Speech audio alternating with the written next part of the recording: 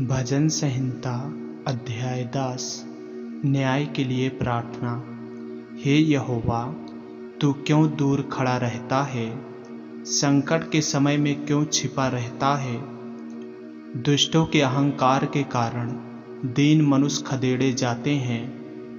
वे अपनी ही निकाली हुई युक्तियों में फंस जाएं, क्योंकि दुष्ट अपनी अभिलाषा पर घमंड करता है और लोभी परमेश्वर को त्याग देता है और उसका तिरस्कार करता है। दुष्ट अपने अभिमान के कारण कहता है कि वह लेखा नहीं लेने का। उसका पूरा विचार यही है कि कोई परमेश्वर है ही नहीं। वह अपने मार्ग पर दृढ़ता से बना रहता है। तेरे न्याय के विचार ऐसे ऊंचे पर होते हैं कि उसकी दृष्टि वहां तक नहीं पहुंचती।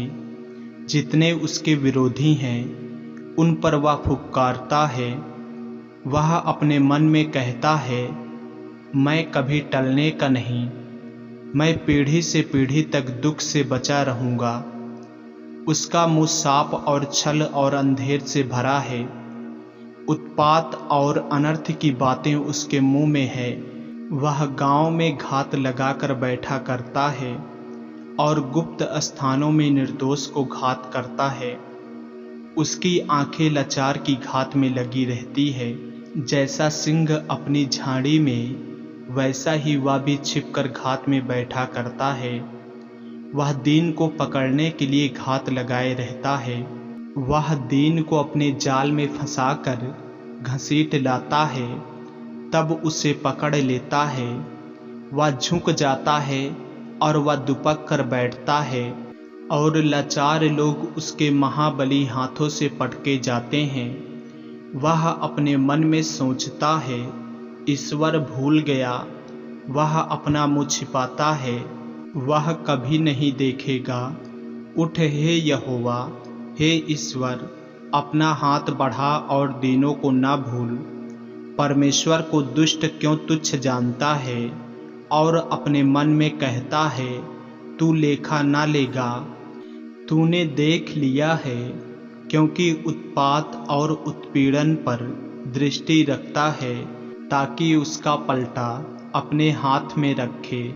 लाचार अपने को तेरे हाथ में सौंपता है।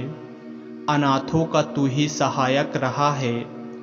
दुष्ट की भुजा को तोड़ डाल और दुर्जन की दुष्टता को ढूंढ ढूंढ कर निकाल, जब तक कि सब उसमें से दूर न हो जाएं। यहोवा अनंत काल के लिए महाराजा है। उसके देश में से जाति जाति के लोग नष्ट हो गए हैं।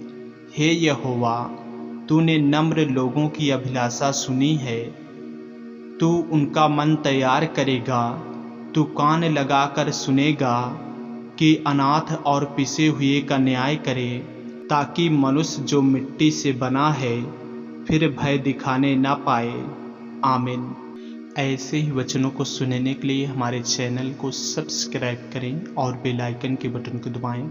और यदि आप हमारे फेसबुक पेज पर, इंस्टाग्राम पर नए हैं तो हमारे पवित्र बाइबल को फॉलो करें, लाइक करें, ताकि परमेश्वर का वचन रोजाना आप तक पहुंच सके।